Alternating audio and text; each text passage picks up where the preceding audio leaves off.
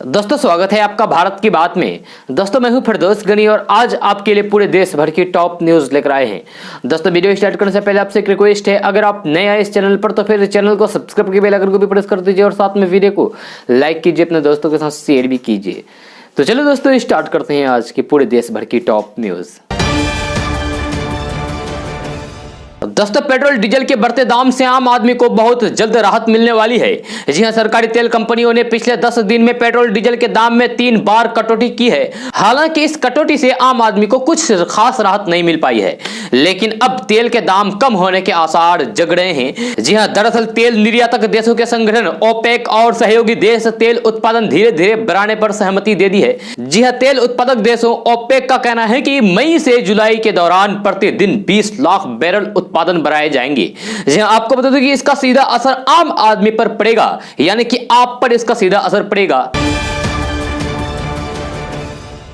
दोस्तों असम समेत 5 राज्यों में जारी विधानसभा चुनाव के दौरान ईवीएम को लेकर नया बवाल शुरू हो गया है। जी हां, बीती रात असम में भाजपा के एक प्रत्याशी की गाड़ी से कथित तौर पर ईवीएम मिलने से हड़कंप मच गया है। जी हां, चुनाव आयोग ने संज्ञान लेते हुए संबंधित जिलाधिकारी से रिपोर्ट की तलब की है, लेकिन विपक्षी दलों का इससे एक बार फिर से ईवीएम पर सवाल उठने का मौका मिल गया है। जी हां, कांग्रेस की राष्ट्रीय महासचिव प्रियंका गांधी वाड्रा ने कहा है कि हर चुनाव में भाजपा प्रत्याशियों की कार्ड से ईवीएम मिलती है और चुनाव आयोग हर बार नजरअंदाज कर देता है। चुनाव आयोग को सख्त कार्रवाई करना चाहिए। जिन प्रत्याशियों की कार्ड से ईवीएम मिली है उनका नाम कृष्ण नंदन राय है, जो पत्थरकंठी से भाजपा प्रत्याशी है। जी हां, पूरे घटनाक्रम का एक कथित वीडियो भी वायरल हो रहा है, जो अपने आप मोबाइल स्क्रीन पर देख रहे हैं। जी हां, वीडियो स्थानीय पत्रकारों ने पोस्ट किया है। आपको बता दें कि असल में गुरुवार को ही दूसरे चरण का मतदान खत्म हुआ है। वीडियो शेयर करते हुए स्थानीय पत्रकार अतानु भुयन ने अपने ट्विटर हैंडल पर लिखा है कि पत्थरकंठी से भाजपा उम्मीदवार कृष्ण नंदन पाल की कार्ड से ईवीएम मिलने के बाद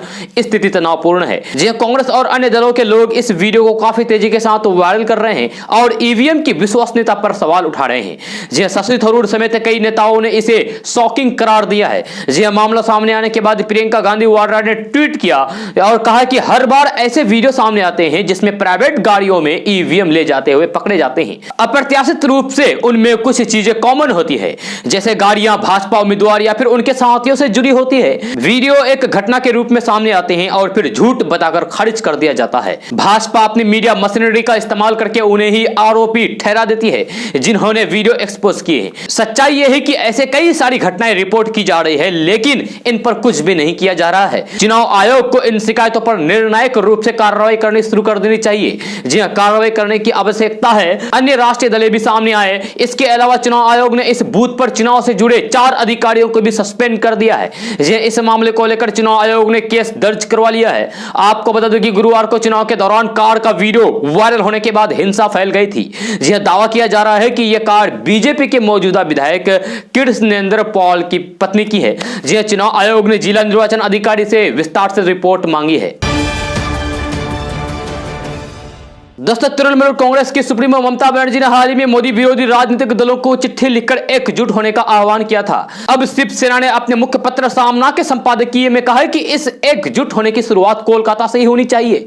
जी सामना में कहा गया है कि प्रत्यक्ष रूप से पश्चिम बंगाल में तृणमूल कांग्रेस और सोनिया गांधी कांग्रेस का हाथ मिलाकर संघर्ष नहीं करती है। जी वे एक दूसरे के विरोध में खड़े हैं, इसीलिए एकजुट होने के प्रयोग की शुरुआत कोलकाता से ही होनी जरूरी है। पश्चिम बंगाल में बीजेपी की आक्रामकता के बाद ममता बनर्जी के लिए सभी एक साथ आए। शिवसेना ने आगे कहा है कि सिर्फ तमिलनाडु में कांग्रेस ही नहीं बल्कि बीजेपी भी नहीं है। वहां खेल पूर्ण रूप से प्रादेशिक स्तर पर चल रहा है। दोस्तों पिछले कुछ दिनों से भारत और पाकिस्तान के बीच रिश्तों में सुधार के संकेत मिल रहे थे, लेकिन जो सुधर जाए उसका नाम पाकिस्तान है ही नहीं। जी पड़ोसी मुल्क ने भारत से चीनी और फिर कपास के आयात के फैसले को 24 घंटे के अंदर पलट दिया है। जी तो रिश्तों में सुधार के लिए वे शर्त रख दी है जो कभी भी पूरा नहीं होने वाला है। जी पाकिस्तान के विदेश मंत्री शाह महमूद कुरैशी ने कहा है कि जब तक नई दिल्ली जम्मू कश्मीर के लिए धारा 370 को बहाल नहीं कर देता तब तक रिश्ते सामान्य नहीं हो सकते। सकती है। कुरैशी का यह बयान इमरान खान के कैबिनेट के उस फैसले के बाद आया जिसमें कहा गया है कि भारत से कपास और चीनी आयात के लिए मंजूरी मिल गई है, यानी कि दोनों देशों के बीच व्यापारिक रिश्ते सुधर रहे हैं। जी एक दिन पहले इकोनॉमिक कोऑर्डिनेशन कमेटी यानी कि ईसीसी ने इसकी मंजूरी दी थी, लेकिन विपक्ष की ओर से सवाल उठाए जाने के बाद आनंद फानन में इमरान सरकार ने कदम पीछे खींच लिए हैं। इमरान सरकार के फैसले के बाद विदेश मंत्री शाह महमूद कुरैशी ने एक वीडियो संदेश जारी करते हुए कहा कि कैबिनेट में भारत से कपास और धागा आयात के फैसले पर चर्चा हुई और केंद्र कैबिनेट ने इस पर रोक लगा दी है। उन्होंने यह भी जोड़ा है कि जब तक भारत 5 अगस्त 2019 के फैसले को वापस नहीं लेता तब तक सामान्य रिश्ते बहाल होने का सवाल ही पैदा नहीं होता है। दोस्तों देश भर में कोरोना के मामले में लगातार वृद्धि देखते हुए डीजीसीए ने सभी एयरपोर्ट के लिए सख्त निर्देश जारी कर दिए हैं। जी हां, इसके अनुसार अब यात्री ने टर्मिनल में मास्क नहीं पहना और टोकने के बाद भी नहीं मान रहा है तो फिर उसे पुलिस के हवाले किया जाएगा। साथ ही उस यात्री का नाम नो फ्लाई लिस्ट में डाल दिया जाएगा, जिससे यात्री 3 माह से लेकर 2 साल तक हवाई यात्रा नहीं कर पाएगा। जी हां, प्रबंधन के अनुसार कोरोना को लेकर डीजीसीए काफी सख्त है। जी हां, फरवरी माह से लगातार निर्देश जारी कर रहा है। जी नई गाइडलाइन के अनुसार अगर एयरपोर्ट पर कोई भी यात्री बिना मास्क के पाया जाता है तो फिर उसे तत्काल समझाया जाएगा। इसके बाद भी अगर वो नहीं माने तो फिर सीआईएसएफ के सुरक्षा कर्मी उसे पकड़कर पुलिस को सौंप दे। यदि विमान में कोई भी यात्री बिना मास्क पहने मिले और कहने के बाद भी मास्क पहनने में आनाकानी करे तो फिर उसे विमान से उतार दिया जाए। दोस्तों देश में कई ऐसी बड़ी हस्तियां हैं जिन्होंने चांद पर जमीन खरीदी है और इसकी वजह से वो लोग चर्चा में भी रहे हैं। जी हां, अभिनेता सुशांत सिंह राजपूत ने भी चांद पर जमीन खरीदी थी। जी हां, सुशांत के बाद बिहार के ही रहने वाले ही इफ्तिखार रहमानी को भी चांद पर जमीन का मालिकाना हक मिला है। दरअसल इफ्तिखार के काम से उनकी कंपनी इतनी खुश हो गई कि उसने तोहफे के तौर पर चांद पर 1 एकड़ जमीन उनके नाम कर दी है। जी इफ्तिखार रहमानी दरभंगा जिला मुख्यालय से दूर बड़े के रहने वाले हैं और फिलहाल नोएडा में रह रहे हैं। जी उन्होंने एक वीडियो जारी करके इस बात की पुष्टि की है कि उनकी कंपनी ने उन्हें चांद पर जमीन गिफ्ट की है। जी उन्होंने बताया है कि चांद पर जमीन मिलने के बाद वे भी एक तरह से सेलिब्रिटीज की सूची में आ गए हैं। जी आपको बता दूं कि रहमानी पेशे से सॉफ्टवेयर इंजीनियर है। वे अपनी निजी कंपनी चलाने के साथ ही एक अमेरिकी कंपनी के लिए भी काम करते हैं। रहमानी की अपनी सॉफ्टवेयर डेवलपमेंट कंपनी का नाम AR स्टूडियोज है। वही जिस अमेरिकन कंपनी के लिए वे काम करते हैं उसका नाम लूना सोसाइटी इंटरनेशनल है। यह कंपनी चांद पर जमीन की खरीद और बिक्री का काम करती है। जी हां, इफ्तिखार ने कंपनी के एक सॉफ्टवेयर में नए सिरे से कुछ फेरबदल करके उसे अपडेट करा दिया। जी हां, जिससे अमेरिकी कंपनी को काफी फायदा हुआ। इसके बाद कंपनी उनके काम से बेहद खुश हो गई और उन्हें चांद पर 1 एकड़ जमीन बतौर गिफ्ट दे दिया। जी हां, यह खबर जब इफ्तिखार रहमानी के गांव बहरिया तक पहुंची तो फिर गांव वालों और फिर रिश्तेदारों की खुशी का ठिकाना ही नहीं रहा। दोस्तों गुरुवार से देश में 1 जनवरी 1977 तक पैदा हुए सभी लोगों को कोरोना वैक्सीन लगाने का काम शुरू हो गया है। जी हां, देश में बुधवार तक कुल 6 करोड़ 40 लाख लोगों को वैक्सीन की डोज पड़ चुकी है। लेकिन ये वो लोग थे जो हेल्थ वर्कर हैं या फिर जिनकी उम्र 60 साल से ज्यादा है या फिर 45 साल से 60 साल के बीच के उन लोगों को टीका लगाया गया है जो किसी न किसी रोग से पीड़ित हैं। लेकिन गुरुवार से 45 साल ऊपर के हर नागरिक को टीका पड़ने का रास्ता साफ हो जाने के बाद कई लोगों के मन में यह सवाल उठ रहा होगा कि वैक्सीन के बाद उन्हें खाने पीने में किन चीजों से परहेज करनी पड़ सकती है।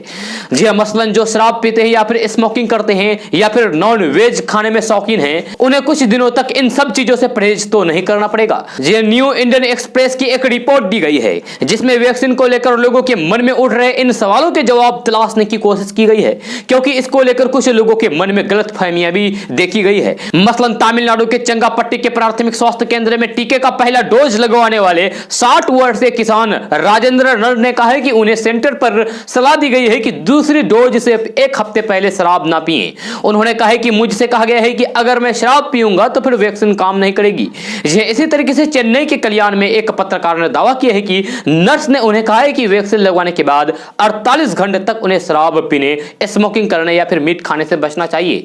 जबकि एक बड़े प्राइवेट अस्पताल में उनके दोस्त को सलाह दी गई है कि उन्हें 1 हफ्ते तक शराब या फिर नॉन वेज खाने से बचना बचना चाहिए। यह सवाल है कि क्या ये दावे तथ्यों और फिर शोध पर आधारित है।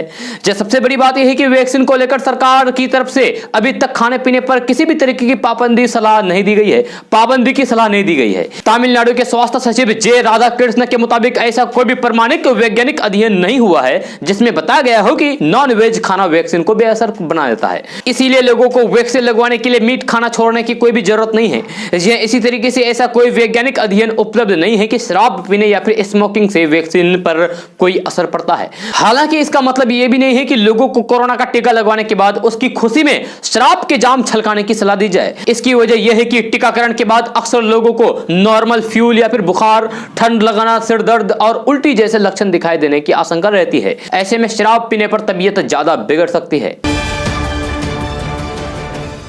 दोस्तों, देश में आधार कार्ड बनाने वाली सरकारी संस्था UIDAI ने ट्विटर पर जानकारी देते हुए बताया है कि बच्चों के लिए बाल आधार बनवाना होता है। यह आधार कार्ड 5 साल से कम उम्र के बच्चों के लिए बनाया जाता है। बच्चों के लिए जारी किए जाने वाला आधार कार्ड नीले रंग का होता है और बच्चों के 5 वर्ष होने पर यह आधार कार्ड सामान्य हो जाता है। इसीलिए उसे अपने पास वाले अस्थायी आधार लिंक पर जाकर ऐसी आधार संख्या से बच्चों का बायोमेट्रिक विवरण रजिस्टर करना होता है। UIDAI ने स्पष्ट किया है कि बाल आधार में बायोमेट्रिक आइडेंटिफिकेशन जैसे आइरिस स्कैन या फिर फिंगरप्रिंट स्कैन की जरूरत नहीं होगी। जी हां, जहां कहीं भी बच्चे की पहचान की जरूरत होगी वहां उनके माता पिता साथ जाएंगे। हालांकि जैसे ही बच्चे की उम्र 5 वर्ष के पार हो जाती है तो फिर उसे सामान्य आधार कार्ड जारी कर दिया जाएगा। इसमें सभी बायोमेट्रिक डिटेल्स होगी। तो अगर आपके भी घर में कोई 5 साल की कम उम्र के बच्चे हैं तो फिर आप भी बाल आधार बनवा सकते हैं, बाल आधार कार्ड बनवा सकते हैं। दोस्तों, चुनावी सभा में बिहार और यूपी के निवासियों पर अभद्र टिप्पणी करना बंगाल की मुख्यमंत्री ममता बनर्जी को महंगा पड़ सकता है। जी हां, बिहार के मुजफ्फरपुर कोर्ट में ममता बनर्जी के खिलाफ एक मुकदमा दायर किया गया है। कोर्ट ने मुकदमे को स्वीकार करते हुए सुनवाई की अगली तारीख 8 अप्रैल तय कर दी है। जी हां, आपको बता दें कि बंगाल में विधानसभा चुनाव हो रहे हैं। इसे लेकर ममता बनर्जी लगातार चुनावी सभाएं कर रही है। इसी कड़ी में नंदीग्राम के चुनावी सभा में ममता बनर्जी ने बिहार और उत्तर प्रदेश के लोगों को गुंडा कहा था। जी हां, मुजफ्फरपुर के सामाजिक कार्यकर्ता तमन्ना हाशमी ने आरोप लगाया है कि ममता बनर्जी ने अपने चुनावी सभा में बिहारी और यूपी वासियों का अपमान किया है। इसके लिए बंगाल के मुख्यमंत्री ममता बनर्जी के खिलाफ कानूनी कार्रवाई होनी चाहिए। सामाजिक कार्यकर्ता तमन्ना हाशमी ने अपने अधिवक्ता सूरज कुमार से संपर्क किया और अधिवक्ता की सलाह पर मुजफ्फरपुर के मुख्य न्यायिक दंडाधिकारी की अदालत में ममता बनर्जी के खिलाफ परिवार वाद दर्ज कराया है। दोस्तों, अब जल्द ही आप बिना डेबिट कार्ड यानी कि बिना एटीएम कार्ड के भी एटीएम से पैसे निकाल सकेंगे। जी हां, दरअसल एटीएम बनाने वाली कंपनी NCR कॉर्पोरेशन ने यूपीआई प्लेटफॉर्म पर आधारित पहला interoperable cardless cash withdrawal solution launch किया है। इसके माध्यम से यूपीआई ऐप के जरिए QR कोड स्कैन करके एटीएम से पैसा निकाला जा सकता है। जी हां, इस खास सुविधा वाले एटीएम इंस्टॉल करने के लिए सिटी यूनियन बैंक ने NCR कॉर्पोरेशन से हाथ मिलाया है। जी हां, बैंक ने अभी तक 1500 से ज्यादा एटीएम को इस सुविधा के साथ अपग्रेड कर दिया है। दोस्तों, कोरोना संक्रमण के मामले में लगातार तेजी देखी जा रही है। दूसरी लहर के कारण संक्रमितों की संख्या को लेकर विशेषज्ञों का कहना है कि इस बार का संक्रमण ज्यादा तेज हो सकता है। जी हां, IIT कानपुर के प्रोफेसर ने गणितीय मॉडल के आधार पर गणना करके इस बात की चेतावनी जारी की है। मनिंदर अग्रवाल ने बताया कि अगले 2 हफ्ते में महाराष्ट्र में भी कोरोना के मामले तेजी देखने को मिल सकता है। दोस्तों, उत्तर भारत में मौसम फिलहाल शुष्क रहेगा। जी कुछ स्थानों पर आसमान में हल्के बादल दिखेंगे और तराई क्षेत्र में हल्की वर्षा भी हो सकती है। इस दौरान कहीं पूर्वा तो कहीं पछुआ हवा चलेगी।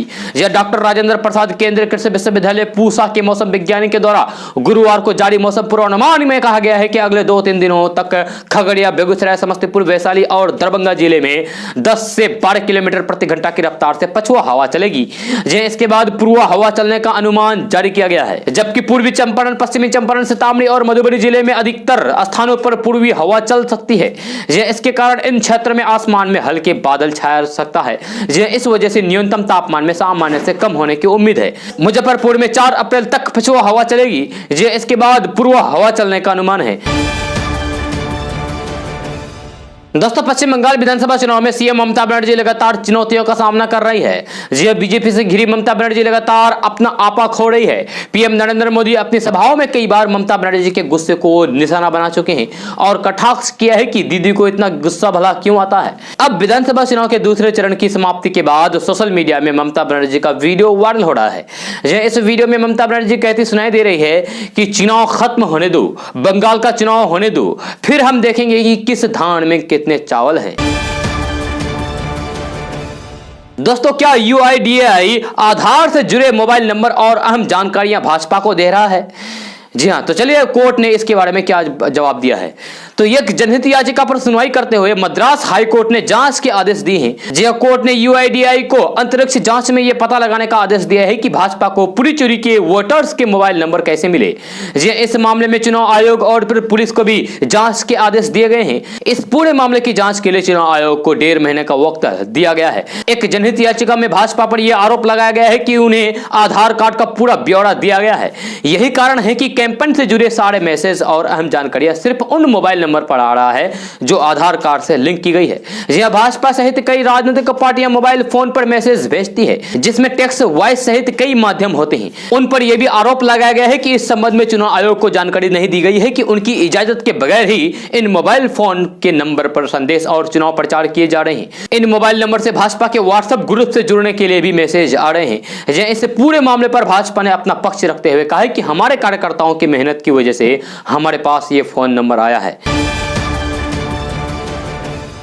दोस्तों उत्तर प्रदेश के कैराना निवासी अजीम मंसूरी को आखिरकार उनकी दुल्हनिया मिल गई है। जी हां, उनकी शादी की तमन्ना जल्द पूरी होने वाली है। अजीम के घर वालों ने उनकी सगाई पक्की कर दी है। जी हां, 3 फीट की हाइट वाले अजीम के घर वालों ने हापुड़ पहुंचकर उसके कद वाली लड़की से उसकी सगाई पक्की कर दी है। जी हां, अगले साल शादी होने की उम्मीद है। सगाई पक्की होने के बाद अजीम बेहद खुश हैं। उन्होंने इसके लिए मीडिया का शुक्रिया अदा किया। जी हां, साथ ही उन्होंने बताया कि वे शादी के बाद अपनी पत्नी को कहां लेकर जाएंगे। जी हां, मोहल्ला कुआं निवासी अजीम ने सगाई पक्की होने पर कहा है कि मैं बहुत खुश हूं। उन्होंने बताया कि वे शादी होने के बाद अपने दुल्हन को लेकर सबसे पहले हज करने जाएंगे। जी हां, हापुड़ निवासी एक व्यक्ति ने अजीम मंसूरी के पिता हाजी नसीम मंसूरी से संपर्क किया था। जी हां, उन्होंने अजीम मंसूरी की कद की अपनी 27 वर्षीय लड़की से अजीम की शादी कराने की बात प्रस्ताव रखा था। अजीम मंसूरी की होने वाली दुल्हन बीकॉम फर्स्ट ईयर में पढ़ाई कर रही है। जी हां, वह कुरान शरीफ की पढ़ाई पूरी कर चुकी है। अजीम मंसूरी की कद वाली लड़की के परिजनों की ओर से शादी का प्रस्ताव आने के बाद बुधवार को अजीम के पिता और उनकी मां हापुड़ पहुंची। जब परिजनों ने अजीम के होने वाली दुल्हन को देखा और फिर उसकी सगाई पक्की कर दी। जी अजीम मंसूरी के चाचा निसार मंसूरी ने बताया कि फिलहाल अजीम की सगाई पक्की हो गई है। करीब 1 साल बाद अजीम मंसूरी की शादी कर दी जाएगी। उधर अजीम मंसूरी की सगाई की खबर सुनने के बाद सोशल मीडिया पर अजीम मंसूरी के चाहने वाले उनको बधाई दे रहे हैं। दोस्तों पश्चिम बंगाल में विधानसभा चुनाव के लिए दूसरे चरण की वोटिंग के बाद बीजेपी और टीएमसी के बीच आरोप प्रत्यारोप का सिलसिला लगातार जारी है। जी हां, कल ही प्रधानमंत्री नरेंद्र मोदी ने एक चुनावी रैली को संबोधित करते हुए दावा किया है कि सीएम ममता बनर्जी नंदीग्राम सीट हार रही है। जी हां, प्रधानमंत्री नरेंद्र मोदी ने यह दावा किया था कि सीएम ममता बनर्जी नंदीग्राम सीट हार रही है। इसके बाद टीएमसी ने अपने आधिकारिक के हैंडल समेत पार्टी के नेता महुआ मित्रा ने बीजेपी पर पलटवार करते हुए अपने ट्विटर हैंडल से ट्वीट किया, जिसमें 2024 चुनाव को लेकर अटकलों में भी तेजी आई है। जी हां, टीएमसी ने अपने आधिकारिक ट्विटर हैंडल से गुरुवार देर रात ट्वीट किया, जिसमें लिखा है कि दीदी नंदीग्राम जीत रही है, दूसरी सीट से चुनाव लड़ने का सवाल ही पैदा नहीं उठता है। नरेंद्र मोदी जी पश्चिम बंगाल में नॉमिनेशन का अंत हो चुका है, अपने झूठ से लोगों को गुमराह करने की कोशिश नहीं करें। यह 2024 में सुरक्षित सीट की तलाश करें, क्योंकि आपको वाराणसी में चुनौती दी जाएगी। यह टीएमसी की यह बयान तब आया जब प्रधानमंत्री नरेंद्र मोदी ने गुरुवार को दोपहर पश्चिम बंगाल में एक रैली को संबोधित करते हुए कहा कि अफवाहें उड़ रही थी कि ममता बनर्जी अंतिम चरण में किसी अन्य सीट से चुनाव लड़ सकती है, जिसके लिए नामांकन दाखिल करने के लिए अभी भी समय है। दोस्तों पश्चिम बंगाल विधानसभा चुनाव में 2 चरण का मतदान हो चुका है और अब तीसरे चरण की तैयारी है।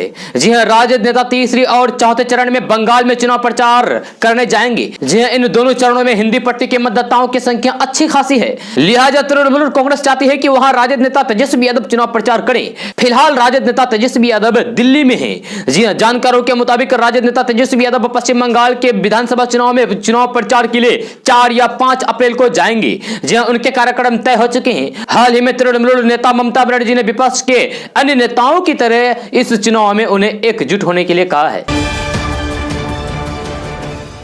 दोस्तों, हिंदू राष्ट्र के सिद्धांत पर चलने वाला और भगवा ध्वज की वंदना करने वाला राष्ट्रीय स्वयंसेवक संघ यानी कि आरएसएस भी देश के निर्माण में मुस्लिमों की भूमिका से इनकार नहीं करता। जी हां, आरएसएस अपने मन की बात मुस्लिम समुदाय तक पहुंचाने के लिए अब किताबी पन्नों का सहारा लेने जा रहा है। जी हां, आरएसएस के दृष्टिकोण और फिर देश के विकास में मुस्लिमों की भूमिका को लेकर एक किताब लिखी गई है। जी हां, आरएसएस चाहता है कि मुस्लिम समुदाय भी इसे पढ़े और इसकी बात को समझे, लिहाजा इस किताब को उर्दू में अनुवाद किया गया है। मूल रूप से आरएसएस प्रमुख मोहन भागवत के उद्बोधन पर लिखी गई किताब भविष्य का भारत को उर्दू में मुस्तकबिल भारत का नाम से अनुवाद किया गया है। किताब का उर्दू में अनुवाद करने वाला राष्ट्रीय उर्दू भाषा विकास परिषद के निदेशक अकील अहमद ने अमर उजाला को बताया कि सितंबर 2018 में विज्ञान भवन में आरएसएस प्रमुख के 3 दिवसीय व्याख्यान श्रृंखला पर यह पुस्तक आधारित है। 98 पेज की इस किताब में आरएसएस की विचारधारा शाखा और उनके कार्यों के अलावा हिंदुत्व का सही मायने में अर्थ बताते हुए हिंदुत्व के बारे में विस्तार से जानकारी दी गई है।